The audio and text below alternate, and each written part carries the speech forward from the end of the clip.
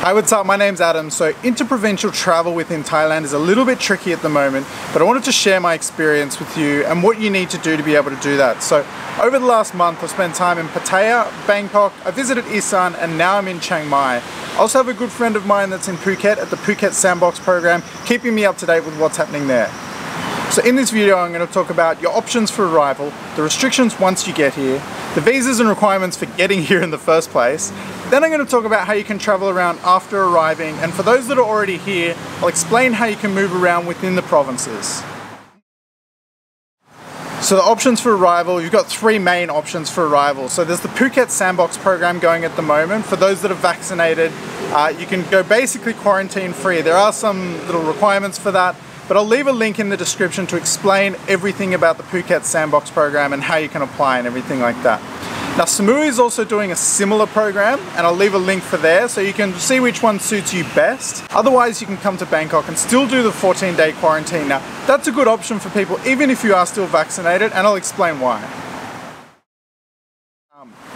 So I'll give a brief overview of the restrictions at the moment. Now everything changes very quickly here, and some things vary a little bit province to province, but I'll give you a general idea. So at the moment, most of Thailand is split up into red zones and dark red zones, and I'll explain exactly what that is. So for the dark red zones, restaurants are takeaway only, markets and night markets are closed, malls are closed, gyms are closed, massage parlors are closed, pools, gym, and most beaches are closed, and everything basically closes by 9 PM. Even 7-Elevens and places like that, they're shut after 9 o'clock. So there's also a curfew on at 9 o'clock. You have to be home. So you're not even supposed to be on your way home, you need to be home by 9 o'clock. Now for red zones, bars are closed, there's no alcohol served in restaurants, the gyms are open, massage parlors are open but for foot massages only, markets are open, and there's no alcohol sold after 9 PM. So Phuket has its own restrictions at the moment as part of the Phuket Sandbox program, and these restrictions are changing quite frequently. So the latest restrictions are bars, karaoke rooms, and any alcohol related venue is all closed.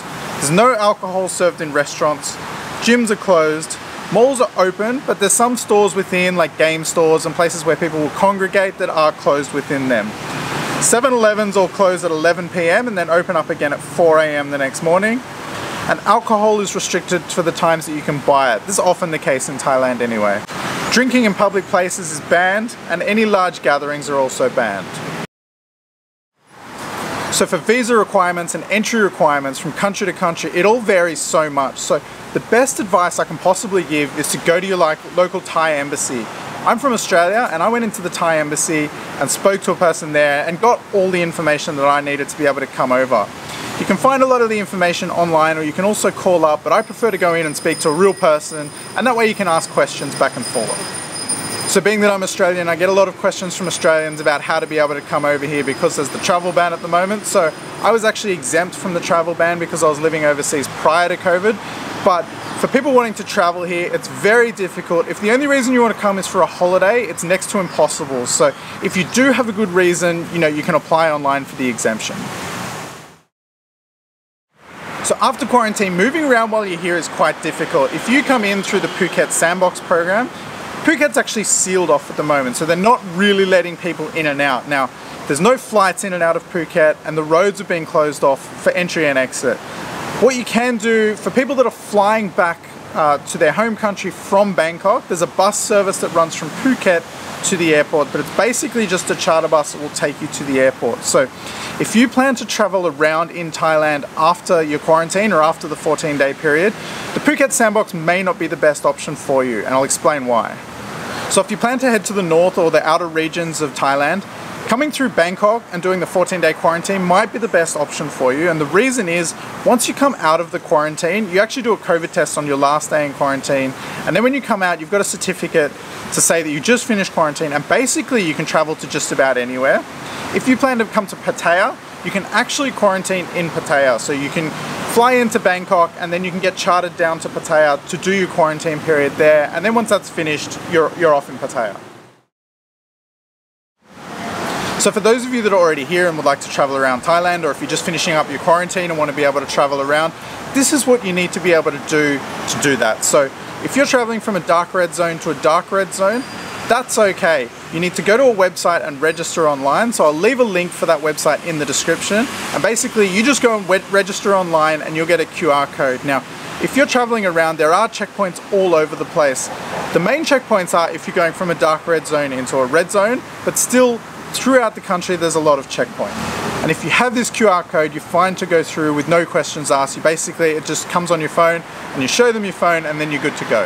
And if you're going from a dark red zone to a red zone, this is where it gets a little tricky. Now for me, I'm fully vaccinated, so the process for me, I just needed to show my vaccine certificate, and then I needed to do a negative COVID test before leaving Bangkok to come up here. And basically you register the same way, and then you're given a code to be able to travel. Now, if you're not vaccinated, it can be quite difficult. So you still need to register online, and if you do really want to come to one of these other provinces, you just may be subject to quarantine. Now, when I came here, I was stopped at several of the checkpoints along the way. Most of them just wanted to know where you'd been and where you were going, and as soon as we told them that we'd filled out all the paperwork and done everything necessary, they let us straight through without actually even checking it in great detail. However, when we entered Chiang Mai, we had to check in properly and go through a whole process here. So traveling around is a little bit difficult at the moment as there are no flights in or out of Bangkok. So for me to come to Chiang Mai, my options were to get a bus, to get a train, or to come here by private car. Now, coming by private car is your best option because if you come on a train with other people, you check in when you get on the train. And if someone on that train tests positive for COVID, then you may be subject to 14 days quarantine once you arrive here or even after you've arrived here. And coming by private car, basically the two people check in on the same app once you arrive, and they know as long as neither of you test positive, then you don't need to do any quarantine once you're here. So my recommendations for if you wanted to come here, if you do want to travel around or come to the northern areas or places like that, I do recommend coming through Bangkok and doing the 14-day quarantine, because as soon as you get out with your certificates, you can travel anywhere you want. And you won't have any problems at any of the checkpoints. Once you've been here for a while, it gets a little bit harder doing the negative COVID tests and being subject to quarantine further down the line. However, if you're happy to stay in Phuket or stay in Koh Samui, going to those places is the best option because you have a very limited quarantine with what's happening there. As I mentioned, I'll leave a link in the description for the Samui Plus program or for the Phuket Sandbox program to give you a full overview of exactly what's happening there. So this is the most up-to-date information with what's happening here in Thailand as of today. So here in Thailand, everything changes quite often and quite quickly, and with the cases still increasing day by day, you know, this may change at any time. So I hope this was all useful information. As I mentioned, all those links are in the description. Go there and you'll be able to find the most up-to-date information. If you're outside of Thailand, I do recommend just going into the embassy and having a chat, and they'll be able to help you out with what you need to do and what you can do coming from your country. So thanks a lot for watching. Stay safe, everyone.